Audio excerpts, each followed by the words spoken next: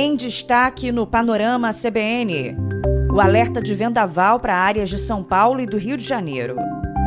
Crime bárbaro no Rio. 2 seguranças clandestinos tiraram a vida de um inocente a pauladas em Copacabana. Você vai saber também que o STF analisa hoje 3 inquéritos contra o filho do presidente Lula. E que novas mensagens revelam a atuação conjunta de Lulinha e lobista para intermediar contratos no governo federal. Neste sábado tem dia D da campanha nacional de multivacinação em todo o país. Hoje é sexta-feira, 21 de agosto de 2026. Oi para você, tudo bem? Eu sou Bianca Santos e esse é o Panorama CBN da manhã. Eu te conto em menos de meia hora o que de mais importante acontece no Brasil e no mundo. Vamos juntos. Começamos com o alerta do Instituto Nacional de Meteorologia. O alerta é laranja para vendaval com rajadas de até 100 km por hora para áreas de São Paulo e do Rio de Janeiro hoje, sexta-feira.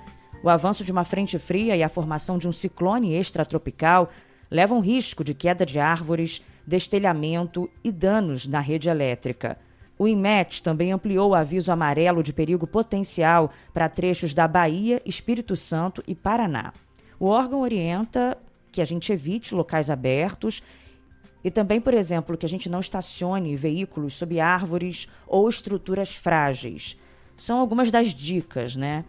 No Rio Grande do Sul, chuvas intensas já provocaram alagamentos e transtornos em várias cidades.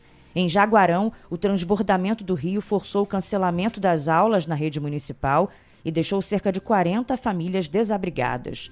Municípios vizinhos, como Arroio Grande, Dom Pedrito, Rio Grande e Pelotas, também registraram inundações e pontos de alagamento. A Secretaria Nacional de Proteção e Defesa Civil anunciou a montagem de 2 bases operacionais em Pelotas e em Jaguarão para prestar socorro às cidades gaúchas afetadas pela chuva. A passagem da frente fria vai derrubar as temperaturas no sul a partir de hoje. Em Santa Catarina, por exemplo, a chegada de uma massa de ar polar deve provocar geada ampla e mínimas negativas de até 4 graus nas áreas mais altas do estado entre o fim de semana e a segunda-feira. O climatologista Paulo Artaxo, que coordena o Centro de Estudos Amazônia Sustentável da USP, falou que a incidência anual dos eventos climáticos extremos aumentou 4 vezes nos últimos 30 anos no Brasil. O motivo é o aquecimento global causado pela queima de combustíveis fósseis. Um dos aspectos do aquecimento global é que nós estamos injetando mais energia na atmosfera do nosso planeta e uma das maneiras que o sistema climático tem de dissipar essa energia é através dos eventos climáticos extremos. Isso está sendo observado em todo o mundo ao longo dos últimos 20 ou 30 anos.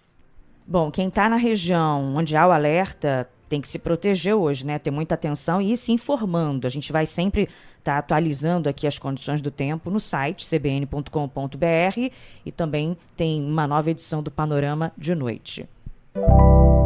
Agora vamos para o Rio de Janeiro. Para falar sobre um crime bárbaro que repercute em todo o Brasil.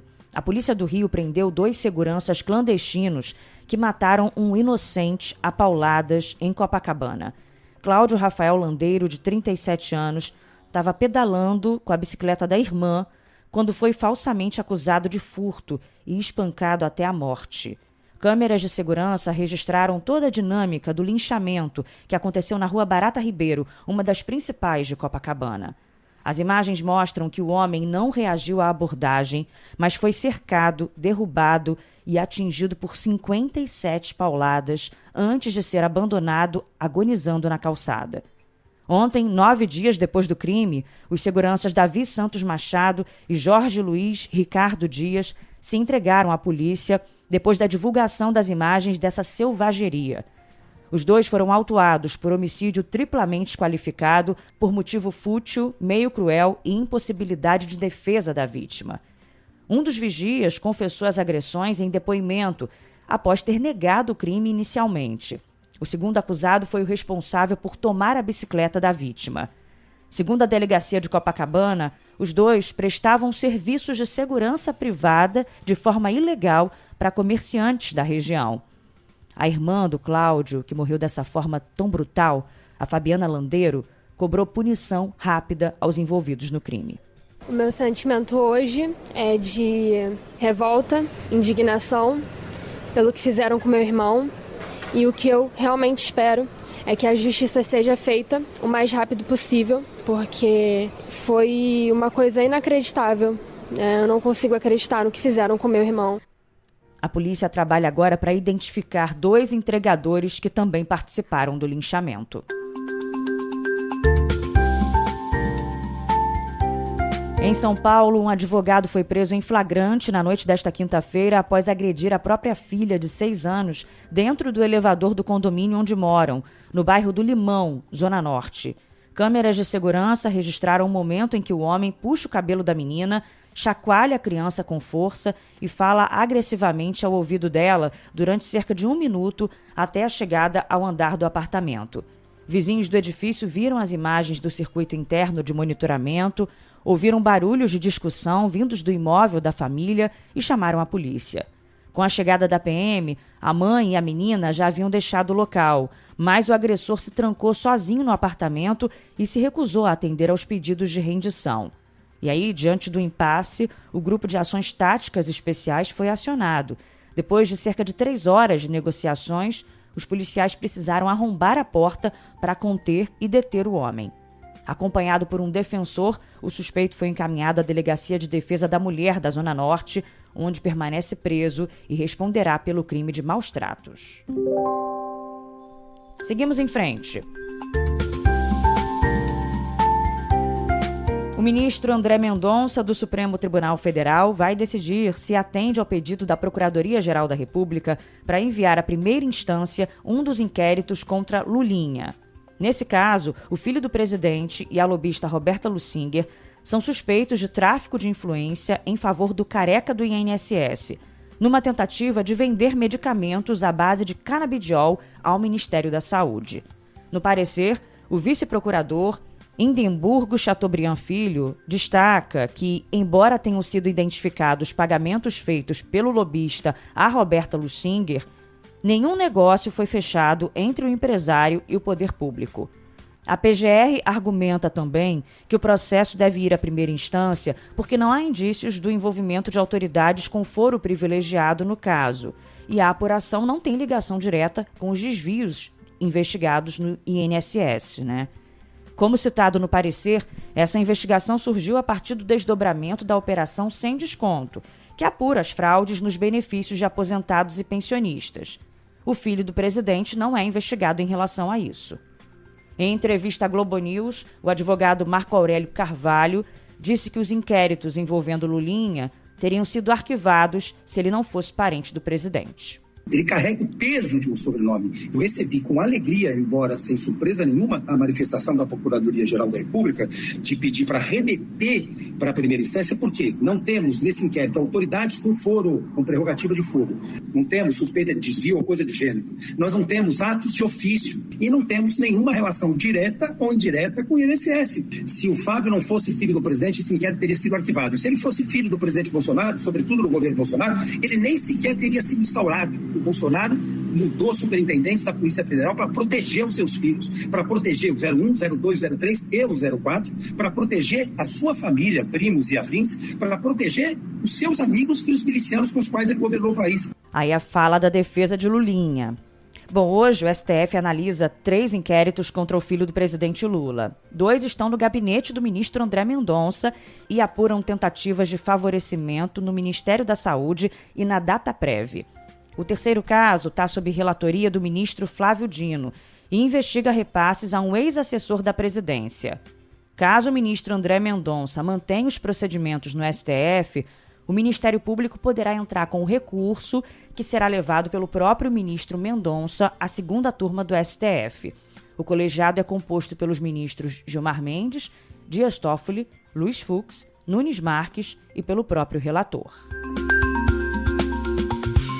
Ainda sobre essa história envolvendo o filho do presidente, Mensagens obtidas pela Polícia Federal revelam a atuação conjunta de Lulinha e da lobista Roberta Luchinger para intermediar contratos no governo federal. Em um dos diálogos, Roberta avisa: "Pousei, vou lá no Berg", em referência a Swendenberger Barbosa, então secretário do Ministério da Saúde. O filho do presidente responde: "Que ótimo, vai com tudo, manda beijo pro Berg e fala que não fui porque você não chamou." A Polícia Federal concluiu que Lulinha, Roberta Luchinger e o empresário Fernando Bittar formavam um núcleo coordenado para defender interesses privados em órgãos federais.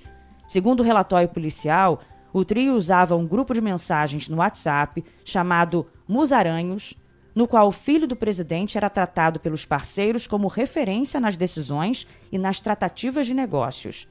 Os diálogos interceptados também mostram que a empresária e o careca do INSS planejavam vender remédios de canabidiol ao Ministério da Saúde, com dispensa de licitação em um negócio milionário. Em um áudio, a empresária orienta: "É contratação sim, ele sabe que é dispensa. Devido ao cenário de emergência, podemos criar um documento bem robusto pedindo a dispensa de licitação." São algumas das novas revelações da Polícia Federal.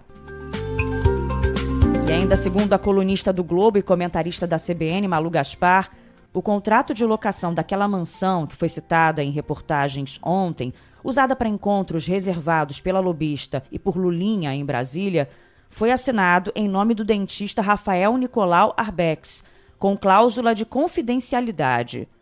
Detalhe, o dentista é amigo do filho do presidente e atuou como testemunha no caso do sítio de Atibaia, que fez parte do processo da Lava Jato contra Lula.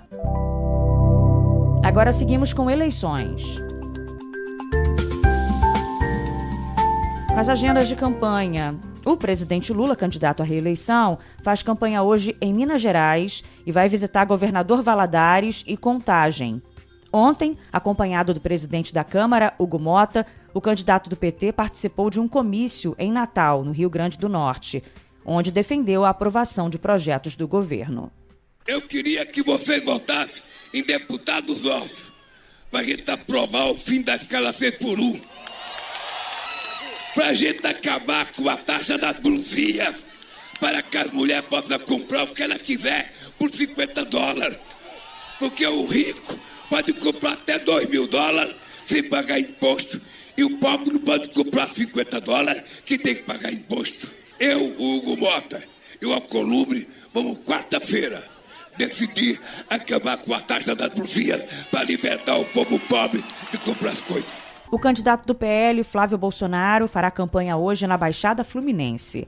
Ontem, o senador esteve na zona leste de São Paulo, onde visitou um armazém solidário, conversou com comerciantes em um mercado municipal e defendeu o uso de bancos públicos para ampliar a oferta de microcrédito a pessoas de baixa renda. E aí, na entrevista lá para os jornalistas, Flávio foi cobrado a dar explicações sobre o dinheiro que recebeu do banqueiro Daniel Vorcaro para financiar o filme sobre o pai. A prestação de contas que foi feita do filme foi vazada do processo que responderam e viram que estava tudo certinho. Então, da nossa parte, está tudo página virada. Bom, o candidato atribuiu a prestação de contas a uma perícia que a produtora do filme, Karina Gama, anexou ao inquérito que corre na Polícia Civil de São Paulo. A perícia foi contratada pela própria produtora e aponta que os gastos somaram 75 milhões de reais, mas ela não apresentou recibos ou notas fiscais dos gastos. O candidato Ronaldo Caiado vai visitar hoje o Mercado Municipal de São Paulo, o Mercadão, no centro da cidade. Ontem, o candidato do PSD esteve na região do Brás, tradicional polo do comércio popular no centro de São Paulo. E lá ele prometeu reduzir a taxa de juros e cortar impostos.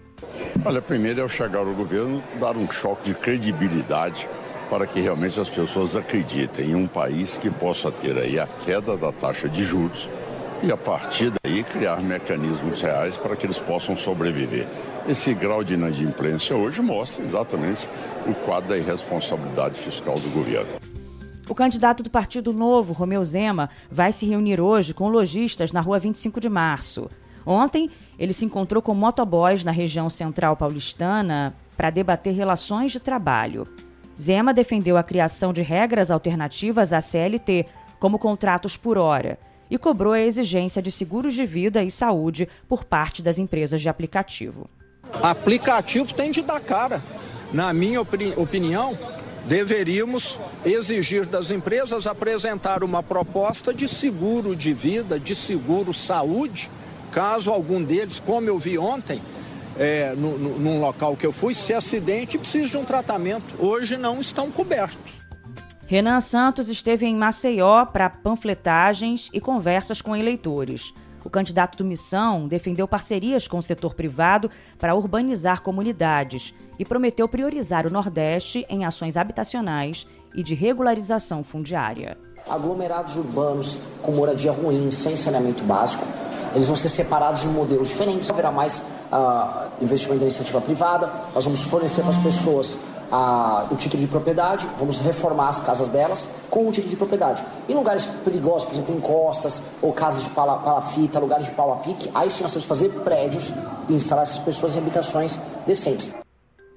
Vamos conhecendo as ideias dos candidatos, né? E vamos refletindo e entendendo se são ideias que podem mesmo ser colocadas em prática, até para depois cobrar. Bom, o Tribunal Superior Eleitoral proibiu Pablo Marçal, do PRTB, de ir a debates e de fazer campanha em TV e no rádio. Ele também não pode usar recursos públicos dos fundos eleitoral e partidário para fazer campanha.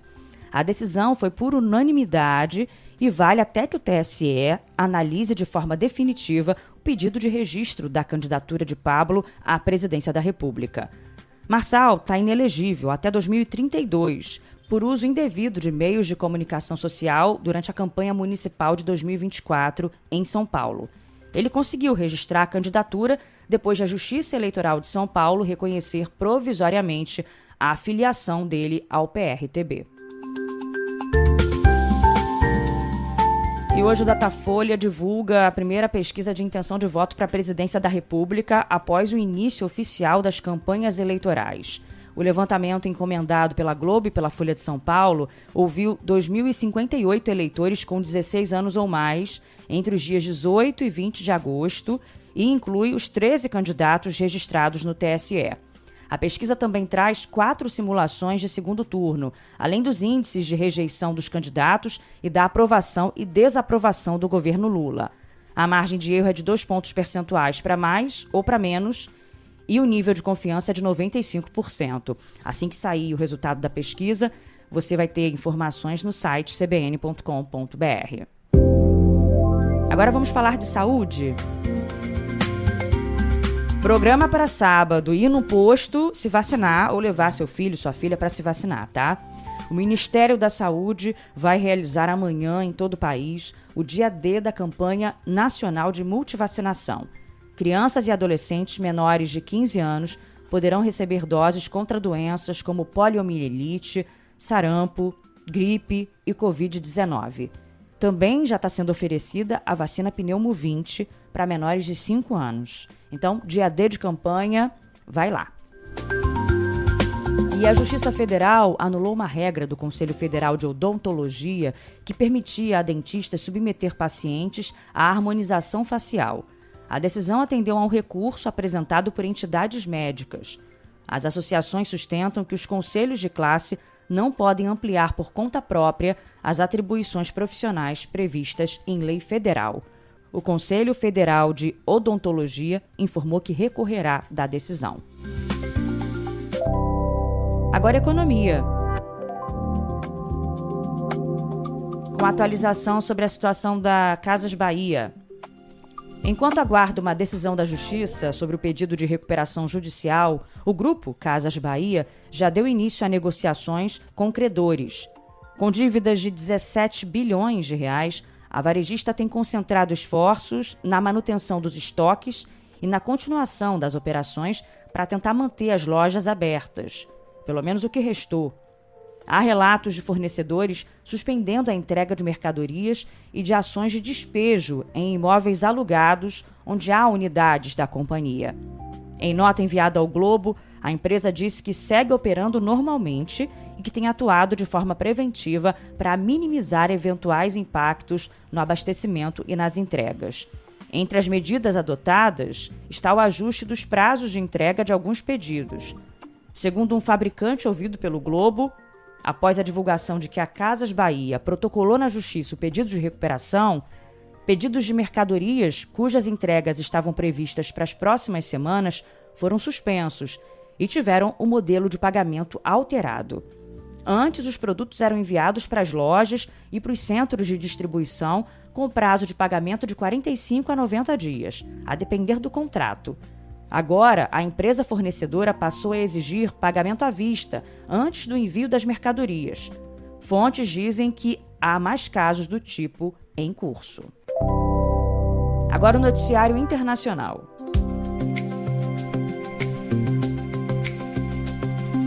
Segue repercutindo um terremoto de magnitude 6,7 que atingiu a cordilheira do Peru.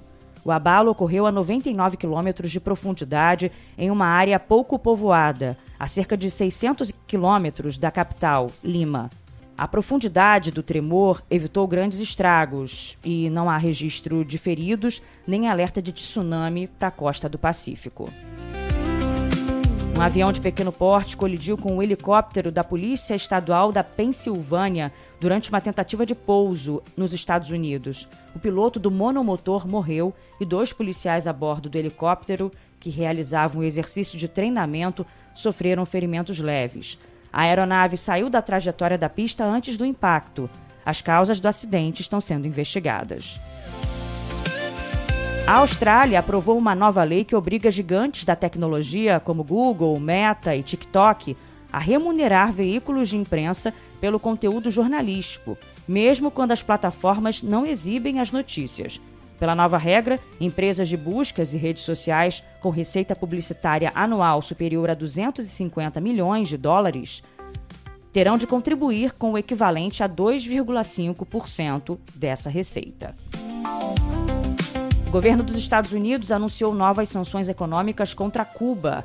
A punição atinge o Ministério da Construção e outras 8 entidades ligadas aos setores de mineração e metalurgia. O secretário de Estado, Marco Rubio, acusou as instituições de financiarem redes de recrutamento nos Estados Unidos. E o porta-aviões USS George Washington chegou ao Oriente Médio para atuar na guerra contra o Irã. O porta-aviões demorou pouco menos de uma semana para chegar à região a partir da base no Japão, onde fica estacionado.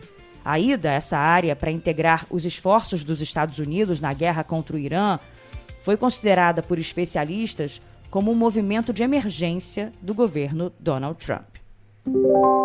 Agora o futebol. Com a assistência de Memphis Depay, o Corinthians venceu o Rosário Central por 1-0 e se classificou para as quartas de final da Libertadores. Na próxima fase, o time paulista vai enfrentar o Estudiantes, da Argentina. No Equador, o Mirassol foi eliminado nos pênaltis pela LDU, que vai enfrentar o Palmeiras nas quartas de final. Pela Copa Sul-Americana, o Vasco goleou por 4-1 o Olímpia, do Paraguai, e se classificou para a próxima fase. O Santos avançou também ao empatar em 0-0 com o Macará, no Equador. O time paulista jogava pelo empate porque venceu o jogo de ida por 2-1 na Vila Belmiro. Na próxima fase, o Santos vai enfrentar o Atlético Mineiro. Não deu para o Botafogo, foi eliminado após vencer o Cienciano por 1-0 em casa, no Peru, porque foi goleado por 6-1 no jogo de ida, E a FIFA divulgou o calendário dos jogos da Copa do Mundo Feminina 2027, que será disputada no Brasil. A seleção brasileira fará o jogo de abertura, no dia 24 de junho, no Maracanã, que também sediará a final do Mundial, no dia 25 de julho. Ao todo, serão 64 jogos, distribuídos em 8 cidades. São Paulo vai receber 10 jogos, Rio de Janeiro e Fortaleza, 9, Belo Horizonte, 8, Brasília, Porto Alegre, Recife e Salvador, 7 partidas cada. E uma última notícia, aos 46 anos, Ronaldinho Gaúcho foi apresentado oficialmente como reforço do Ravenna, clube que disputa a 3ª divisão da Itália. Sem disputar uma partida oficial desde 2015, quando defendeu o Fluminense, o astro brasileiro chega com o objetivo simbólico de alcançar a marca de 300 gols na carreira. Além de vestir a camisa 10 e participar das atividades com o elenco, Ronaldinho também passará a integrar o quadro de acionistas da equipe italiana. Fechando o Panorama CBN, mas não sem antes dar uma olhadinha aqui nos pedidos musicais. E eu encontrei lá na caixinha de comentários do Spotify o Luiz Nicolau Maranhão, querendo ouvir Vício, dos Inimigos do Rei. Diga qual o seu vício, pelo menos um eu sei que você tem. Pode não ser o mesmo que o meu, mas será difícil largá-lo também. O chamado do vício é o chamado de uma força erótica obscura, sangrenta, visceral, viscosa, transformando tua vida num obsceno vetor de fissura concentrada. Como o Panolover é eclético, entende tudo. O Gabriel Batista dos Santos pediu pra gente ouvir aqui Link Park, In The End. It starts with one thing, I don't know why, it doesn't even matter how hard you try. Keep that in mind, I designed this rhyme to explain in due time. All I know, time is a valuable thing. Watch it fly by as the Ele disse que essa música marcou a adolescência dele. É muito bom voltar à adolescência, né? Valeu, Gabriel! Como hoje o tempo tá apertadinho, vou ficar por aqui, tá? Junto com o nosso DJ Laerte Afonso e o editor Edmilson Fernandes. Desejando pra você um ótimo fim de semana. Não se esqueça do Panorama da Noite com Leandro Gouveia. Beijo, tchau!